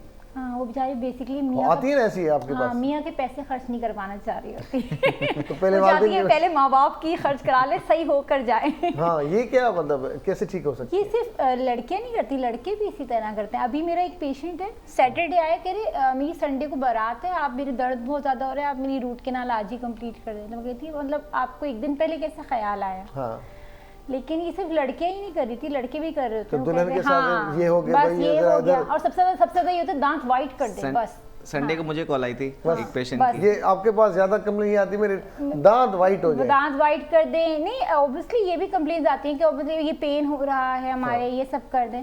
लेकिन ये सिर्फ लड़कियों की कंप्लेन नहीं होती, लड़के भी इसी तरह करते हैं। एंड मोमेंट पर सबको ये होता है कि मतलब ये सारे काम हमारे पहले से ही हो जाए। तो वैसे कब कराना चाहिए, ये आपसे सवाल है। ये तो रूटीन वर्क है। अगर आपके दर्द है, अगर आपको कैविटी लग रही है, आपको ऐसा लग रहा है कि दांत में कुछ खाना फंस रहा है या कोई कैविटी है, वैसे भी हमें 6 मंथ में चेकअप करवाना चाहिए या once in a year. Question है कि शादी मैं तो जाता हूँ डॉक्टर एहसन के पास, टाइम ही नहीं दे रहे होते, मैं क्या करूँ। ऐसा नहीं है, एक ही डॉक्टर है मेरे पास। ऐसी नहीं है। जब मुझे पता चला है सज्जाद भाई आए बाहर से, मैं अंदर से निकल के बाहर आता हूँ सज्जाद भाई को देखने के लिए। ऐसा पूछे इनसे है या नहीं है ऐसा? और सिर्फ देख के फिर जाते हैं कि कहते हैं यार 2 घंटे के बाद आना। देखता तो हूँ ना, कुछ लोगों को देख नहीं सकता। तो ऐसे जब हालात होते हैं, डॉक्टर बिजी रहते हैं, तो बंदा पहले ही इतनी मसरूफियतें होती हैं कि बंदा कैसे फिर मैनेज करे चीज़ों को। चलें डॉक्टर, असां वटि अक्सर इहो प्रॉब्लम थींदो आहे, त ख़ासि तौर ते नंढनि ॿारनि सां, त जेके खीर जा ॾंद नथा भॼनि। असां अक्सर ॾाढो ॻाल्हाईंदा आहियूं, पर जॾहिं प्रैक्टिकल में ईंदा आहियूं त उन में के अहिड़ा ॾंद हूंदा आहिनि जेके खीर जा पका ॾंद हूंदा आहिनि, तॾहिं बि उहे कारा हूंदा आहिनि। उन्हनि जो इलाजु छा आहे? आइडियली पका ॾंद त घटि ई कारा हूंदा आहिनि, ऐं कुझु माण्हुनि जा जेके न छणंदा आहिनि टाइम ते, त पोइ उनजो नुक़सानु इहो थींदो आहे त उनजे हेठां जेको पको ॾंद अचण वारो हूंदो आहे उहो साइड ते निकिरंदो आहे, ॿाहिरि निकिरंदो आहे, जंहिंखे सिंधी में चोर ॾंद बि चवंदा आहिनि। ठीकु आहे, त जेकॾहिं टाइम ते तव्हांजो ॾंद निकिरी वञे ॿार जो, त जेको आहे ॾंद पंहिंजी लाइन में अची वेंदा। ठीकु आहे, ॿी ॻाल्हि त जेको आहे चवंदा आहिनि त ईअं छो, मतिलबु त ॿारनि खे असां ॾेखारियूं, मतिलबु माण्हू न ॾेखारींदा आहिनि। अॼुकल्ह जी डाइट ॿारनि जी अहिड़ी आहे जेका इलाही सॉफ्ट आहे। पहिरें ज़माने में सख़्तु शयूं खाईंदा हुआ त ॾंद वक़्त तां जल्दी निकिरी वेंदा हुआ, मतिलबु जेके थोरो मतिलबु ॾंद लुॾियो त पाण काशी सख़्तु शइ। अॼुकल्ह ॿार नूडल्स था खाइनि, अॼुकल्ह नूडल्स था खाइनि, चॉकलेट्स था खाइनि, ऐं अहिड़ियूं सॉफ्ट सॉफ्ट शयूं था खाइनि, जंहिं करे ॾंद जेको आहे न हुनजा मतिलबु निकिरनि नथा सही टाइम ते। जेके खीर वारा निकिरण जो टाइम कहिड़ो आहे? 6 सालनि खां पहिरियों जेको खीर वारो ॾंद निकिरंदो आहे उहो 6 महीननि में निकिरंदो आहे। उहो त निकिरंदो ठीकु आहे, 2.5 सालनि ताईं मतिलबु जेको आहे पूरा ॾंद अची वेंदा आहिनि खीर वारा सभु। ठीकु आहे, 2.5 साल वरी 3.5 साल को ॾंद कोन ईंदो, वरी 6 सालनि में पहिरियों पको ॾंद ईंदो, भॼण शुरू थींदा। भॼण शुरू थी वेंदा 6 सालनि में। 6 खां 12 सालनि में वरी सॼो मिक्स डेंटिशन पीरियड आहे। मिक्स माना उन में पका बि हूंदा, खीर वारा ॾंद बि हूंदा। वरी 12 साल 13 साल अहिड़ी एज आहे जंहिंमें को बि माण्हू जो ॿार जो जेको आहे न ॾंद न हुजणु खपे मिल्की टीथ। अगरि हूंदो त उन जो मतिलबु इहो आहे त किथे न किथे क्राउडिंग आहे, को न को मिल्की टीथ रहियल आहे, इन करे ॾंद टेड़ा मेड़ा थियनि था। मुंहिंजे नंढे खे अगरि धकु लॻंदो आहे न हिते, त पोइ रड़कंदो, ओ मी ओ बाबा। मूंखे नंढी सोफिया मूंखे परमानेंट टूथ में जेको आहे न धकु कयो आहे, मुंहिंजो परमानेंट टूथ भॼी पियो त पोइ मां छा कंदुसि। परमानेंट जेको टूथ आहे उहो अगरि टुटी पए त पोइ छा करे माण्हू? जेकॾहिं टुटी रिप्लेसमेंट आहे ॿारनि जी? अगरि ॿारनि जो जेन्युअली हिकिड़ो बिल्कुलु था ॿारनि जो आहे, त अगरि ख़ुदा न ख़ास्ता कि ॿार जो परमानेंट टूथ नंढी एज में भॼी पए। हींअर मूं वटि हिकिड़ो पेशेंट आयो, he is around 9.5 year old, 9.5 साल उमिरि हुई, ऐं वीचारो वॉक कई पई या रांदि कई पई त उहो हेठि वञी किरियो। हेठि मुंहुं लॻसि त जेको फ्रंट वारो ॾंदु आहे उहो अधु थी वियो हुनजो। अच्छा, अधु थी वियो, ऐं इतफ़ाक़नि अधु काफ़ी माना अहिड़े तरीक़े सां थियो त उहो अधु हुननि जे माइटनि जेको आहे न पाण संभाले रखियो। ठीकु आहे, क्लिनिक ते आया त उहो ॾंद जो जेको टुकड़ो आहे न, असां उनखे थोरी उनजी ट्रीटमेंट कई, उनजी जेको ॿाहिरि हेठि किरियल हो वरी वापसि आहे उनखे लॻाए छॾियो उनसे, ऐं एॾो नेचुरल लुक लॻो जो बिल्कुलु नेचुरल थी वियो माशाअल्लाह। उहो असांजा सीमेंट्स ईंदा आहिनि, कंपोजिट फिलिंग्स मज़बूत हूंदा आहिनि। हा बिल्कुलु बिल्कुलु।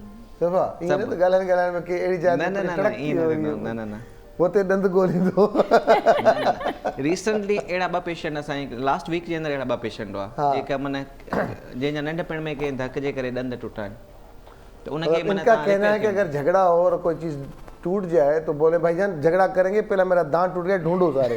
ढूंढो मिल गया, हाँ अब झगड़ा खत्म, जब मेरा ठीक हो जाएगा बाद में हम लड़ेंगे। अच्छा, अहिड़े क़िस्म जो असांजो पहिरियों केस हो जेको असां ॾंद जो ई पार्ट लॻायो, न त असां ॿियो मटीरियल लॻाईंदा आहियूं, या त क्राउन लॻाईंदा आहियूं या त उनखे फिलिंग कंदा आहियूं। पर जेकॾहिं ख़ुदा न ख़ास्ता हे त हुनजो अधु मां टुटी पियो, हुन तव्हांजो मिक्स एंड मैच करे जी जी, अदरवाइज़ जेकॾहिं हू निकिरी थो वञे बिल्कुलु पंहिंजे सॉकेट मां निकिरी थो वञे, पोइ तव्हां छा कंदा?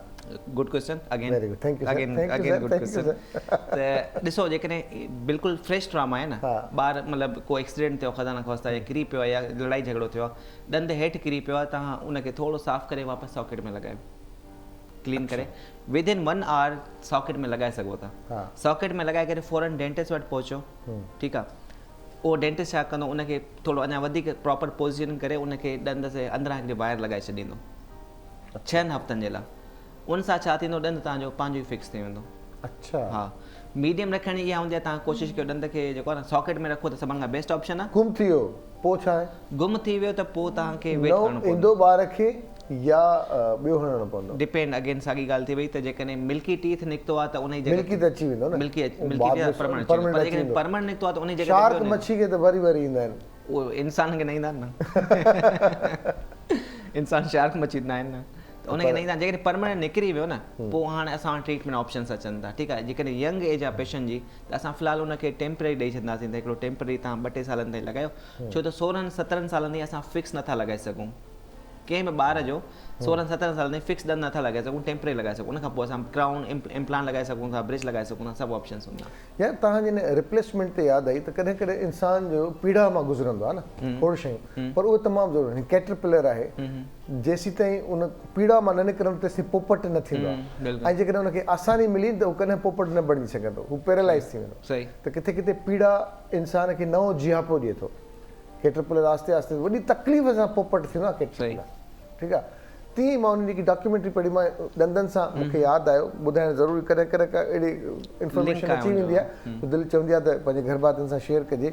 सिरण जेके काफ़ी इलाइक़नि जा माण्हू हिल छॾींदा आहिनि, के माण्हू ईगल, ऐं अंग्रेज़ी में ॻाल्हायां ताकी सम्झ, ईगल जेके पाण सिरण चवंदा आहियूं, के हिल चवंदा आहिनि, के बहरहाल इन जी एज तव्हांखे ख़बर आहे घणी आहे?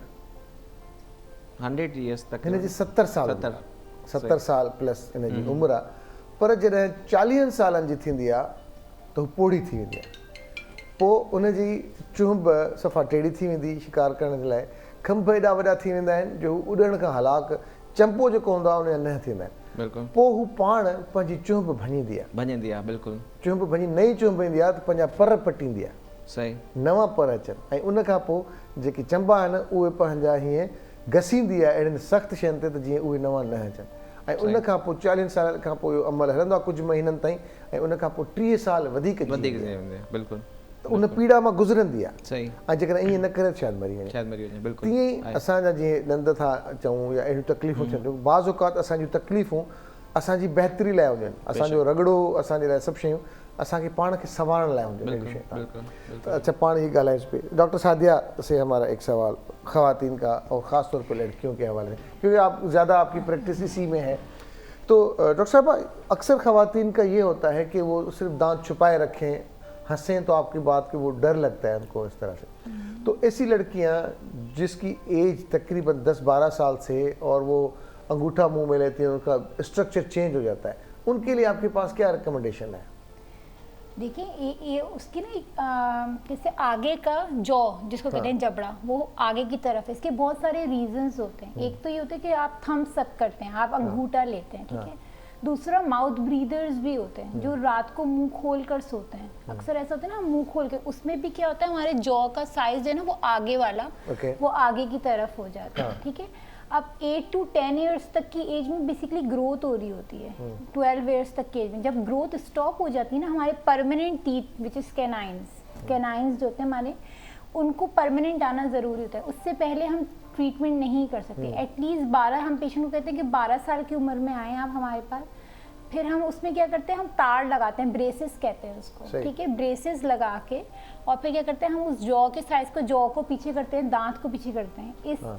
इस ट्रीटमेंट में हमें कभी कभी अगर अर्ली स्टेज में आ जाए पेशेंट में, जैसे कि 12 साल की उम्र में, 11-12 साल की उम्र में, तो इसमें हमें एक्सट्रैक्शन की नीड नहीं पड़ती। हम विदाउट एक्सट्रैक्शन मतलब बगैर कोई दांत निकाले हम ये ट्रीटमेंट को, दांतों को पीछे कर सकते हैं। लेकिन अगर जैसे पेशेंट की एज निकल गई है, 16-17 साल की उम्र में आया या 20 साल की उम्र में आया, उसमें क्या होता है हड्डी बहुत स्टिफ हो जाती है, बहुत सख्त हो जाती है, तो मूवमेंट इतनी आराम से नहीं हो पाती, मतलब टाइम बहुत ज़्यादा लगता है। तो उसमें कभी कभी ऐसा, मोस्टली ऐसा होता है कि हमें दांत निकालने पड़ जाते हैं, 2 ऊपर के 2 नीचे के। तो बेहतर तभी ये कहते हैं कि जितना जल्दी हो सके, अगर ब्रेसिस की जैसे जबड़ा आपका आगे है, जॉ आगे है या दांत आगे पीछे हैं, तो जितना जल्दी ट्रीटमेंट पॉसिबल है उतना जल्दी। अब जल्दी में ये होता है कि 8-9 ईयर्स की एज नहीं होती है आइडियल होती है 11 to 12 ईयर्स की। अच्छा। 8-9 ईयर्स की एज तब अच्छी होती है हमारी जब नीचे का जबड़ा बहुत ज़्यादा आगे है। एक होता है ऊपर का आगे, एक होता है नीचे का आगे। अगर नीचे का आगे है तो आपको 9 to 10 ईयर्स की एज में दिखाना चाहिए, ठीक है ना। उसमें फिर हम सर्जरी प्लान करते हैं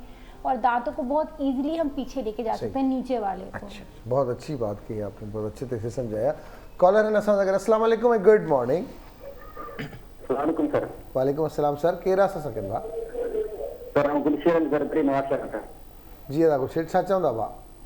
जी सर खैर लगो सर डॉक्टर साहब का सवाल पूछूं जी जी जी सर जे दंदन में जेकॾहिं सफ़ाई कराइजे वो घणे टाइम अरसे खां कराइजे, जेकॾहिं मकोड़ी लॻे थी तो उनजो इलाज छा आहे सर? जी सही आहे। हिकिड़ो ठीक सवाल है, दंदन जो जेको सफ़ाई आहे न उहो डॉक्टर साहब ॿुधाए थो। माकोड़ी लॻे तो उनजो इलाज बंदूक वठो हिकिड़ी ठका कढायसि माकोड़ी खे, काॾे वेंदी, काॾे माकोड़ी खां डिजंदासीं असां। वरी महिरबानी जवाबु डॉक्टर साहब ॾिए थो। अच्छा हिकिड़ो त पुछा के भाउ त जेको आहे सफ़ाई केतिरे अर्से खां पोइ करणु खपे? रिकमेंडेड इहो त हर 6 महीननि खां पोइ तव्हां सफ़ाई करायो, ठीकु आहे। 6 महीननि में हिकिड़ो दफ़ो करायो, उनखां अॻु में न। अॻु में कराईंदव त पोइ उहो थोरो नुक़सान वारो हूंदो आहे, त बार बार सफ़ाई करणु सुठो न आहे। 6 महीने में हिकिड़ो दफ़ो करायो ऐं उहो बि जेकॾहिं डेंटिस्ट खे पंहिंजे मतिलबु प्रॉपर डेंटिस्ट हुजे उनखे ॾेखारियो। जेकॾहिं नीड आहे, ज़रूरत आहे त करायो, न त प्रॉपर का बि ट्रीटमेंट न आहे। मतिलबु जेकॾहिं कंहिं शइ ट्रीटमेंट जी ज़रूरत न आहे तव्हां उहा न करायो, ठीकु आहे। ज़रूरी आहे त जेकॾहिं ब्लीडिंग गम्स आहिनि या माकोड़ी जो इलाज? माकोड़ी इलाज तव्हां ॿुधाए छॾियो अॻु में। बसि बंदूक वठी जवाबु ॾियूं था तव्हांखे, कॉल वठूं था, हुनखां पोइ माकोड़ी इलाज। हेलो अस्सलाम वालेकुम। हेलो अस्सलाम वालेकुम अस्सलाम। सरफराज कहिड़े हाल में? अदा ठीक हो तव्हां कीअं भरा? ठीक हो, खुश हो? शुक्र अल्लाह। हैदराबाद जी थधि है साईं? बिल्कुलु थधि है ऐं माण्हू बिल्कुलु स्क्रीज थिया वेठा आहिनि। हाँ, ॾंद खड़कदे पिया ईअं थींदा बिल्कुलु ईअं ई कैफ़े ते हिकिड़ी। हा साईं मुंहिंजो क्वेश्चन इहो आहे, डॉक्टर साहब वेठा आहिनि तव्हांजा जेके पैनलिस्ट ॿई, त हिकु त जेके इहा कैविटी आहे, हिकु त इन जो थोरो ॿुधाइनि त जेका कैविटी थिए थी, ऐं ॿियो इहो आहे जेका फाउल स्मेल थी थिए माण्हुनि जे अक्सर माउथ में हिकिड़ी बि आहे कॉमन प्रॉब्लम ॾाढो इहो। ऐं इन जो ऐं ॿियो जेका वॾी एज जा जेके माण्हू आहिनि उन्हनि में जेका इम्प्लांट आहे ॾंदनि जी, इहा कीअं आहे? डॉक्टर साहब वारा कीअं कनि था? सो इन्हनि जे बारे में कुझु ॿुधाइनि। सही आहे। इहे असांजा 2 सवाल त असां हिनखे एड्रेस करे चुका आहियूं, पर हिकिड़े हिन में वरी हिकु दफ़ो डॉक्टर साहब ॿुधाइनि था जी जी जी सर कयूं था। भाईजान महिरबानी तव्हांखे फ़ोन करण जी। सरफराज़ नालो शायदि जी अदा ठीकु आहे। सरफराज़। अदा सरफराज़, पहिरीं ॻाल्हि त केविटी असां एड्रेस कई आहे। केविटी जी स्टेजिस जे मुताबिक़ असां उनजी ट्रीटमेंट कंदा आहियूं। जेकॾहिं सुपरफिशियल केविटी आहे त फिलिंग थी वेंदी, ऐं कॾहिं डीप केविटी आहे त रूट केनाल थींदी, ऐं अञा रूट मतिलबु अञा डीप आहे, इलाही डीप आहे त तव्हांखे उनखे कढाइणो पवंदो। 3 ऑप्शन्स आहिनि। कंहिं केविटी में सूरु न आहे ऐं सुपरफिशियल आहे, भराई सां सही थी वेंदो, सिंपल भराई सां सही थींदो। ऐं कंहिं ॾंद में सूरु आहे, केविटी आहे, त रूट केनाल कराइणी पवंदी। रूट केनाल जो मतिलबु हूंदो आहे ॾंद जी पाड़ जी सफ़ाई, पाड़ जी सफ़ाई, ठीकु आहे। 3 ऑप्शन आहे। जेकॾहिं वधीक जेको हूंदो आहे, जेकॾहिं वधीक आहे हुन में सूरु वग़ैरह वधीक आहे, सॼो खाधो पियो आहे ॾाठ वग़ैरह, पोइ उनखे कढाइणो पवंदो, उन जॻह ते ॿियो ॾंदु लॻाइणो पवंदो। ॿियो सवाल इहो त फाउल स्मेल, उहो बि पाण डिस्कस करे वरिती त को माण्हू जेकॾहिं ॾंदनि जी सफ़ाई करे थो, ज़बान जी सफ़ाई नथो करे सघे, अहिड़े माण्हू खे जेको आहे मैदे जी ख़राबी आहे, शुगर आहे, ब्लड प्रेशर आहे, मल्टीपल दवाऊं वठे थो, अहिड़े माण्हू खे थींदो आहे। त अहिड़े माण्हू खे पंहिंजी जेको आहे न, पहिरीं ॻाल्हि त ब्रश ॾंदनि खे ब्रश करण सां गॾोगॾु ज़बान खे साफ़ु रखे ऐं मेडिसन आहे उनखे चेंज कराए। कॉलर असां सां गॾु इम्प्लांट ते वरी अचूं था। अस्सलाम वालेकुम, गुड मॉर्निंग। हेलो ॻाल्हि न वणी, महिरबानी तव्हांजी। इम्प्लांट ते अचो। इम्प्लांट ते अचो। इम्प्लांट जो असांजो हिकिड़ो ॿियो कैंडिडेट असांजे साम्हूं वेठो आहे। अच्छा, इम्प्लांट जेको आहे एज पुछा कई त हिकिड़ो ओल्ड एज माण्हू आहे, ऐं ॾाढो ज़बरदस्त क्वेश्चन आहे। छो त अॼुकल्ह छा हूंदो आहे त माण्हू जेका नॉर्मल ॿटी लॻाईंदा आहियूं असां कंहिं माण्हू खे, उनजे हेठियां मथियां ॾंद त बीह रहंदा आहिनि, पर हेठियां ॾंद उहा ॿटी वारा उहो मज़ो न हूंदो आहे। मतिलबु तव्हां जॾहिं मानी वग़ैरह ॻाल्हाइण में ॿाहिरि अची सघंदा, छो त हेठि सपोर्ट कान हूंदी आहे। अहिड़नि माण्हुनि जे लाइ इहो ट्रीटमेंट आहे त तव्हां 2 इम्प्लांट लॻायो। एज मैटर नथो करे, 70 हुजे। हींअर मूं हिकिड़ो पंहिंजी क्लिनिक ते कयो इम्प्लांट 15 डेज़ या 1 मंथ अॻु में। She is around 75 year old. उनजा 2 इम्प्लांट लॻाया, हिकिड़ो राइट साइड ते, हिकिड़ो लेफ्ट साइड ते, हेठी जॉ में। उन ते हुनजी ॿटरी बिल्कुलु सेट थी वेंदी ऐं उहा हिलंदी कोन। जी हस्बैंड आहिनि? हस्बैंड न आहे, पर वीचारी खे खाइण में मसलो आहे, खाई नथी सघे, ॾंद हिकिड़ो बि न आहे। उनजो जेको पुटु आहे उहो वठी आयो हुनखे।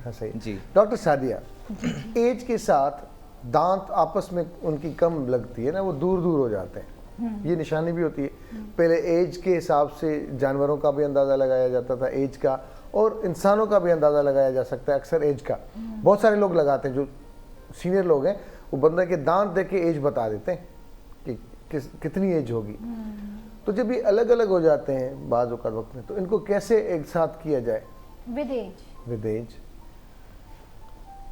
सर ये तो बहुत सारे तरीके हैं। वही बात है कि अगर बहुत ज़्यादा स्पेस है तो बहुत सारे ऑप्शंस हैं हमारे पास। विद एज जो है दांत की हड्डी कम भी हो रही होती है। मैंने आपको पहले बताया सफाई की वजह से बहुत ज़्यादा लॉस होती है। अब वो स्पेसेस आ जाती हैं तो स्पेसेस में बहुत सारे हमारे पास ट्रीटमेंट ऑप्शंस हैं। अगर जैसे कि फिलिंग्स होती हैं, सबसे पहले तो उसमें ये आएगी कॉम्पोजिट फिलिंग। हमारे पास वाइट कलर की फिलिंग होती है। अगर स्पेसेस हैं तो हम फिलिंग भी कर सकते हैं, उस फिलिंग से भी क्लोज कर सकते हैं। सेकंड ऑप्शन हमारे पास आ जाते हैं विनियर्स का। Veneers it's a thin shell like coating. बहुत जैसे एक्रेलिक नेल्स नहीं होते, इसी तरीके की कोटिंग होती है, उस कोटिंग से भी हम कवर कर सकते हैं। ठीक है। थर्ड ऑप्शन आ जाता है एग्रेसिव ऑप्शन है, वो है हमारे पास क्राउन्स का, क्राउन्स एंड ब्रिजेस। हम क्राउन्स कर सकते हैं इन स्पेसेस को क्लोज करें। या फिर जो बेस्ट ऑप्शन है वो यही है कि अगर आप नेचुरली आप ब्रेसेस की तरफ जाएं, स्पेस क्लोज करना। लेकिन वो क्या होता है, it's a time taking procedure, काफ़ी टाइम लग जाता है उस प्रोसीजर में, तकरीबन 1 से 1.5 साल लगता है। तो वो पेशेंट उसके लिए एग्री नहीं होता क्योंकि एज है, बाहर जाना होता है, सोशलाइजिंग होती है, तो वो उस चीज़ के लिए एग्री नहीं होता। तो हमारे पास ऑप्शंस हैं बट थोड़े एग्रेसिव हैं। अगर आप बहुत कम टाइम का ऑप्शन लें तो फिर वो कहते हैं हम फिलिंग से क्लोज कर देंगे उस space. Thank you very much, बहुत शुक्रिया, बहुत अच्छा लगा। Thank you very much doctor एहसान, हमेशा मगर लाजो भाई आपसे गाना सुनेंगे आखिरत में आप ही गाना सुनाते तो प्रोग्राम के आखिरत में। जी दोस्तों, असां वटि वक़्तु आहे टाटा बाय बाय जो। इंशाअल्लाह ताला सुभाणे तव्हां सां मुलाक़ात थींदी। पंहिंजे मेज़बान सजाद सुहाग खे ॾींदा इजाज़त। पूरी टीम जी महिरबानी, पूरी टीम ॾाढो ज़बरदस्त कमु कयो। इंशाअल्लाह ताला सुभाणे थींदी मुलाक़ात।